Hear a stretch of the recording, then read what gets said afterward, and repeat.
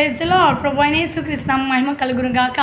సామెతల గ్రంథం 16వ అధ్యాయం 2వ వచనంలో, ఒకని మార్గములన్నీ వాని దృష్టికి న్యాయముగానే కనబడతాయి కానీ చివరకు అది మరణమునకు దారితీస్తుంది. ఒకని మార్గములు, ఒకని జీవిత విధానం, ఒకని మాటలు, ఎవరి ప్రవర్తన వారికి నిర్దోషమైనదిగాను మంచిదిగానే కనబడుతుంది. కానీ యెహోవా ఆత్మలను పరిశోధిస్తాడు అని దేవుని వాక్యం తెలియజేస్తుంది.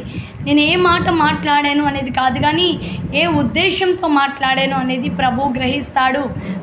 దేవుడు అంతరంగమును పరిశీలించువాడు, హృదయం యొక్క తలంపులను ఎరిగినవాడు. కాబట్టి నా జీవిత విధానం నాకు మంచిదిగా కనబడవచ్చు.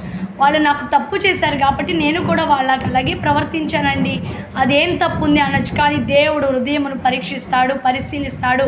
హృదయంలో కపటము, అంతరంగంలో మోసము, ద్వేషము, కుళ్ళు, అసూయలు ఉండడానికి దేవుడు ఏ మాత్రం ఇష్టపడడు.